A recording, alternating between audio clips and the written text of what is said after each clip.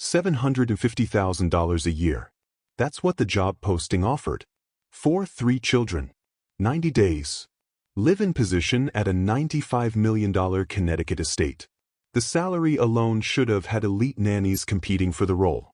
Instead, the posting sat untouched for 3 weeks. Because everyone in the childcare world knew the truth. 31 nannies had already tried. 31 had failed.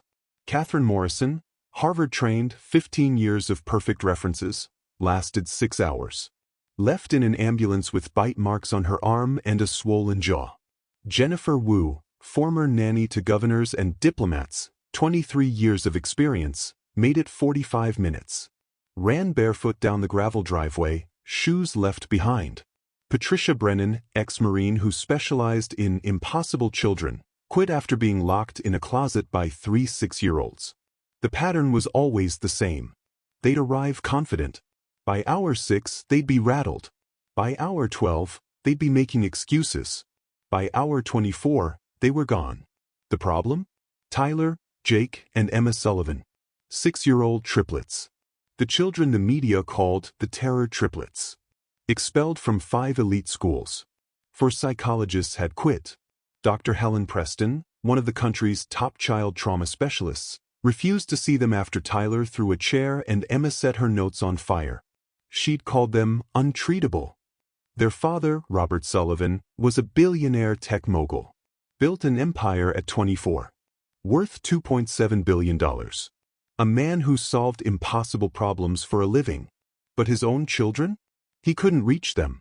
2 years ago, his wife Caroline died. And something in those 3 kids shattered. Went dark. Became something he didn't recognize. Rob was out of options. Considering boarding school, the one thing he swore he'd never do. Then application number 32 arrived from Mobile, Alabama. A black woman named Diane Carter. No fancy degrees. No elite training. Just 12 years of nanny experience and a worn wooden box containing everything her grandmother had taught her. Would she be the one who finally stayed? Before we meet her, if you've ever known a child everyone called impossible, hit that like button. And subscribe, because this story will change how you see difficult children forever. The failures weren't random. They were systematic. Robert Sullivan kept detailed records. 31 interviews. 31 hires.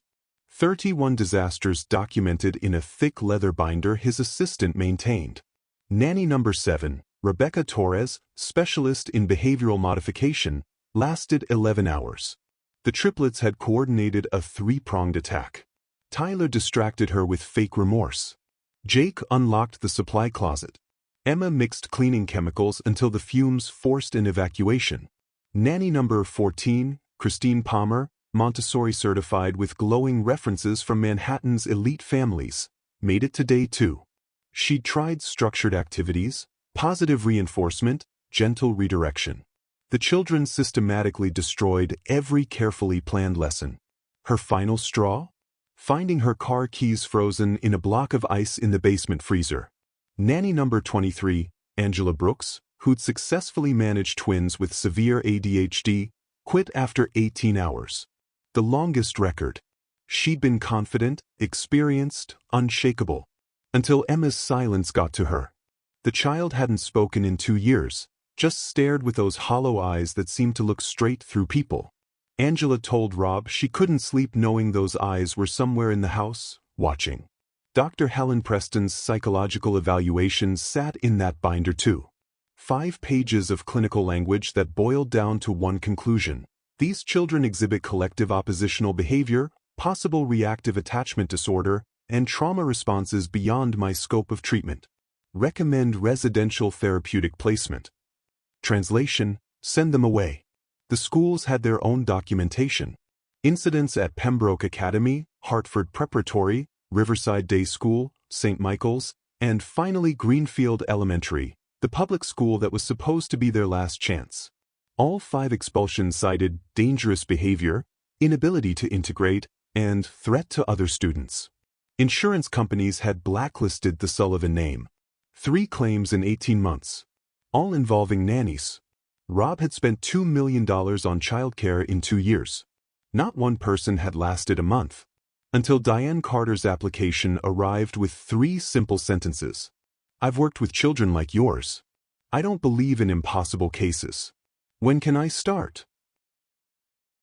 Robert Sullivan sat in his home office at 2 a.m., staring at boarding school brochures spread across his desk. Thornwood Academy. Specialized care for children with complex behavioral needs. Translation: a prison for rich people's problem kids. Riverside Residential Treatment Center. Therapeutic environment with 24-hour psychiatric support. Translation: medication and isolation until they became manageable. Pinehurst Behavioral Institute. Structured program for oppositionally defiant youth. Translation: the place you sent children when you'd given up. He'd sworn to Caroline on her deathbed he'd never do this. Never separate them. Never send them away. They'd already lost their mother. He wouldn't let them lose their home too. But he was drowning. Sullivan Technologies, the company he'd built from nothing, was suffering. Board meetings missed. Product launches delayed. Investors getting nervous. His assistant had started scheduling emergency-only calls because he couldn't focus for more than 20 minutes before another crisis at home. Last week, Tyler had bitten through a nanny's leather jacket. Jake had triggered the fire alarm 4 times in one day. Emma, silent, watching Emma, had been found standing over his bed at 3 a.m., just staring. When he'd woken up and asked what she needed, she'd simply walked away. He hadn't slept properly in 2 years. Dennis, his butler of 15 years, had found him crying in the kitchen 3 nights ago. "Sir, you need help. Real help." "I've tried everything," Rob had said. "Psychologists, psychiatrists, medications, special schools. Nothing works." "Maybe," Dennis had said carefully, "you're trying the wrong things." Rob had laughed bitterly. "What else is there? An exorcist?" Now, staring at those brochures at 2 a.m., he felt like a failure. Caroline had been the one who understood them. His phone buzzed. An email notification cut through the silence. Application number 32. He almost deleted it without reading, but exhaustion made him click it open. The first line stopped him cold. "I've worked with children like yours before. I don't believe in impossible cases." He read it again, then scrolled down to see who'd written it. The email was different from the others. No lengthy credentials. No promises of proven techniques or guaranteed results. Just 3 short paragraphs written in plain language that felt more like a conversation than a job application. "Mr. Sullivan, my name is Diane Carter. I'm a nanny from Mobile, Alabama. I've been working with children for 12 years, and I specialize in the ones other people call impossible. I've read about your situation in the childcare networks. 31 nannies in 2 years. I'm not interested in becoming number 31 and a half. But I am interested in your children. Not fixing them. Not controlling them. Understanding them. If you're willing to let me try my way, even when it looks strange, I can start Monday." No resume attached. No references listed. Just a phone number with an Alabama area code. Rob stared at the screen. This woman either had no idea what she was getting into, or she had something nobody else did. He checked the time. 2:17 a.m. Too late to call. But he typed a response anyway. "Ms. Carter, I appreciate your interest, but you should know what you're walking into. The last nanny lasted 6 hours. The one before that quit after being locked in a closet. One ended up in the ER. My children are not difficult. They're..." He paused, fingers hovering over the keyboard. What were they? Dangerous? Broken? Lost? He deleted the draft and wrote something simpler. "Can you interview tomorrow? 10 a.m.? The response came back in less than a minute. "I'll be there at 9:30. I like to see houses before families wake up. You can learn a lot about children from their spaces. Diane." Rob leaned back in his chair. 9:30 a.m. 12 hours from now. He had no idea if this woman would last any longer than the others.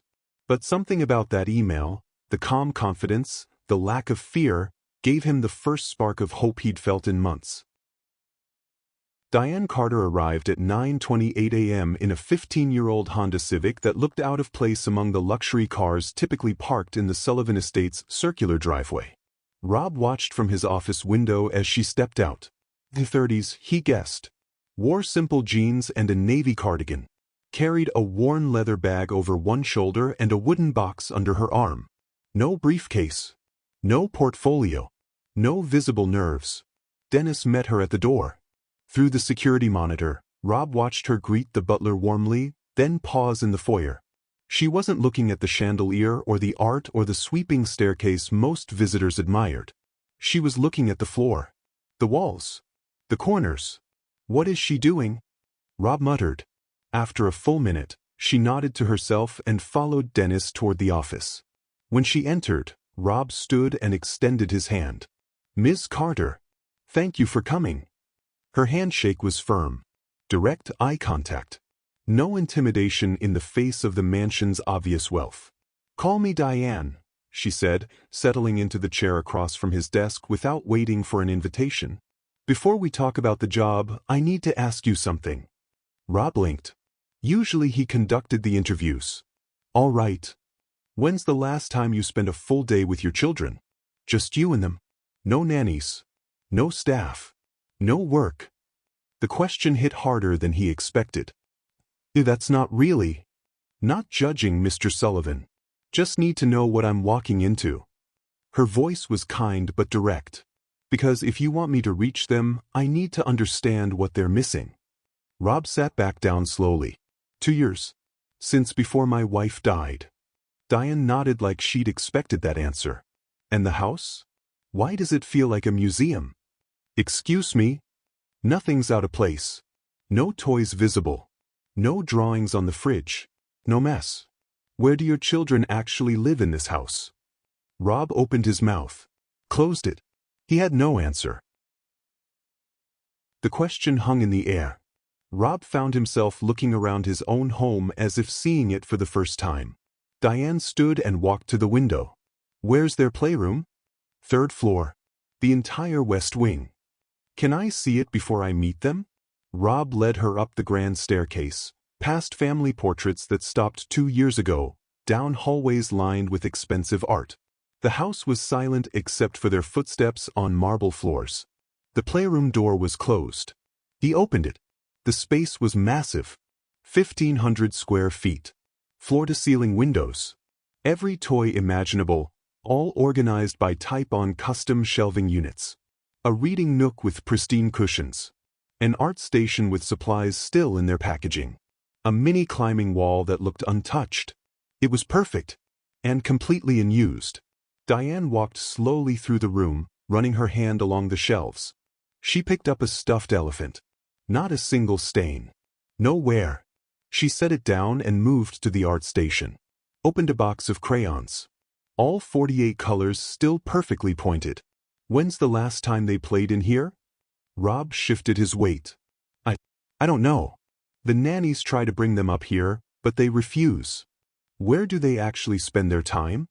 "Their bedrooms mostly. Or running through the house causing chaos." Diane nodded slowly, her expression unreadable. She walked to the window overlooking the backyard.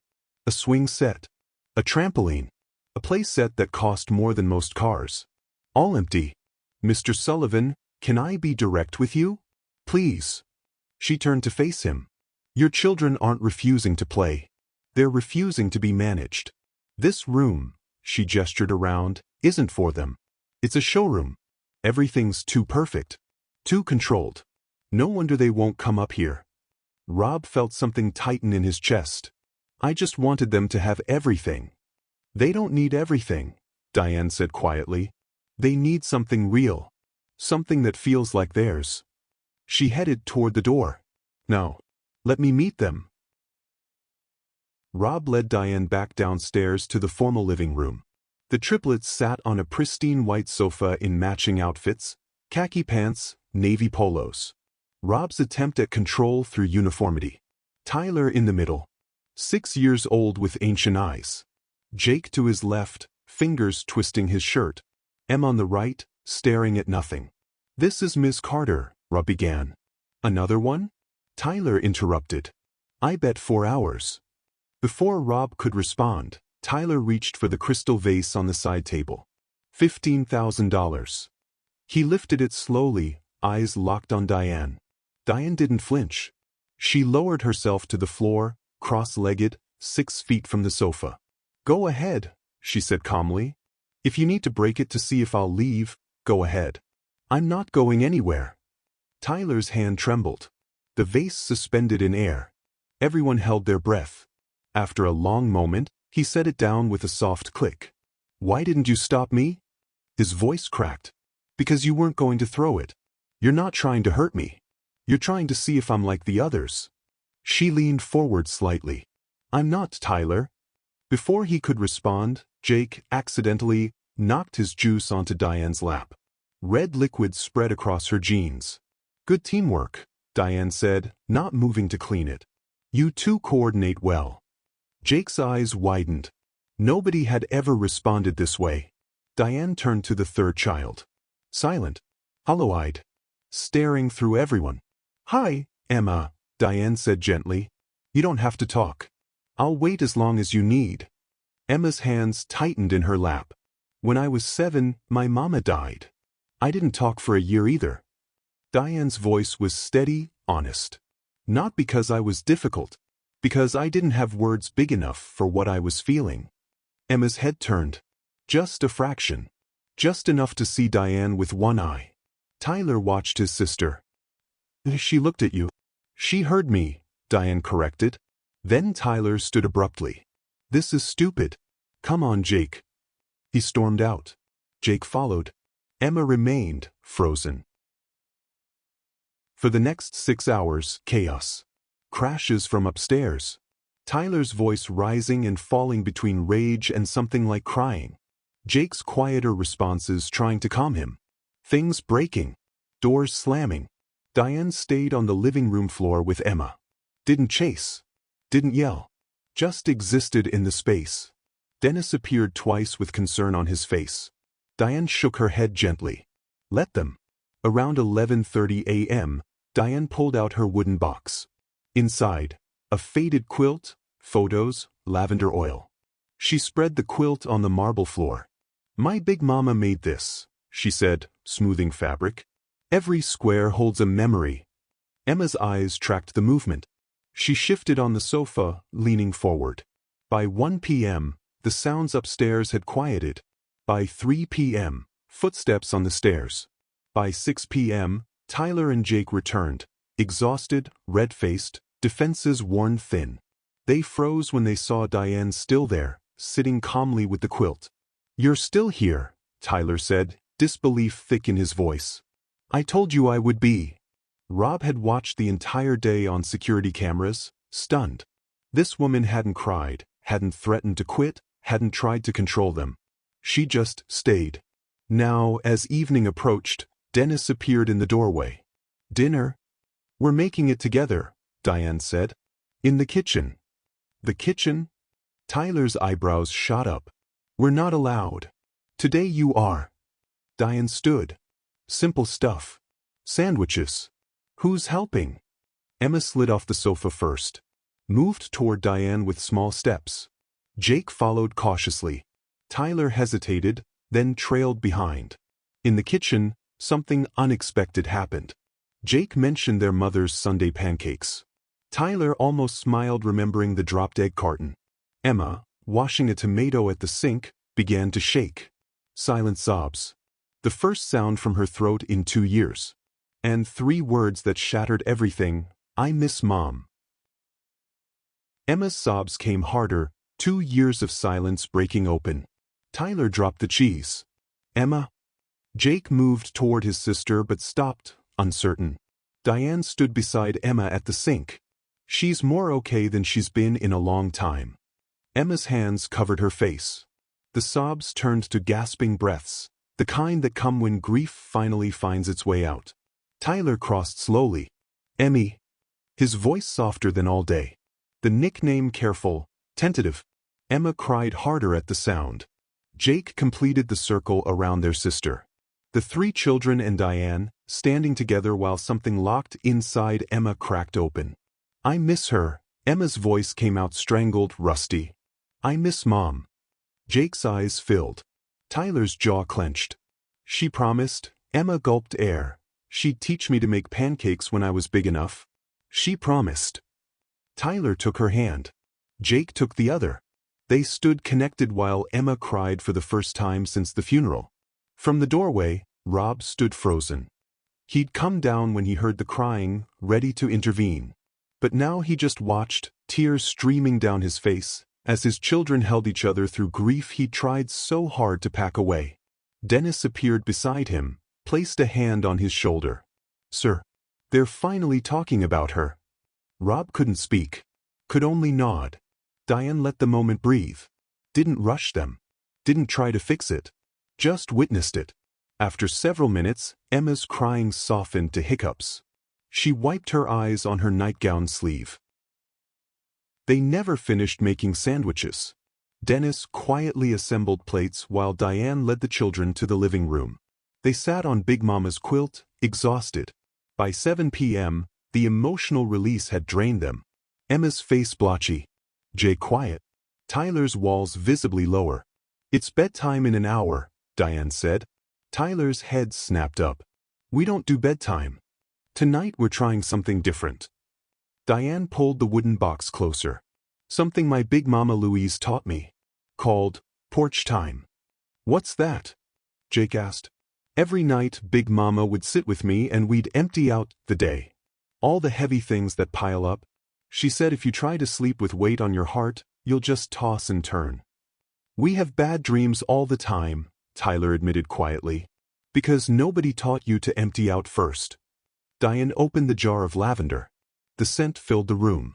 Emma leaned forward, breathing it in. Here's how it works. Everyone shares 2 things. One heavy thing from today. One light thing. No judging. No fixing. Just listening. What if we don't want to? Tyler asked. Then you listen. I'll start. 20 minutes later, all 3 were in pajamas. Lights dimmed throughout the house. The quilt spread in the living room, lavender jar open between them. Diane shared first. Her heavy thing, fear of failing them. Her light thing, watching them hold hands in the kitchen. Emma went next. My heavy thing, Emma whispered, is I'm scared I'm forgetting what Mom looked like. Her real face. But my light thing, Emma looked at Tyler, is you called me Emmy today. You haven't since she died. I liked it. Tyler stared at his sister, affected. Emma had spoken twice in one day to a stranger. Jake looked at them both. At the quilt. At Diane's steady, patient face. My turn, he whispered. Only if you want to, baby, Diane said. Jake took a breath. What he needed to say had been trapped inside for 2 years. The thing nobody knew. The secret that ate at him every single day. If you've ever seen a child carry guilt that wasn't theirs to carry, you know what's about to happen. Drop a yes in the comments. And if you're not subscribed yet, do it now, because what Jake reveals in the next 60 seconds will break your heart. Jake's hands twisted the quilt. My heavy thing is, it's my fault Mom died. The room went completely silent. Tyler's head jerked toward his brother, eyes wide with shock. Emma's breath caught, her small hand flying to her mouth. Rob, standing frozen in the hallway where he'd been watching, felt his knees nearly give out. Jake, no, Tyler started, his voice breaking. Let him finish, Diane said gently, her hand raised. Jake just confessed the secret that's been eating him alive for 2 years. Tyler and Emma are frozen. Rob is in the hallway, shattered. And Diane holds a truth that could save them all, or break them forever. What happens next will determine if this family survives. Part 2 starts now. Don't leave.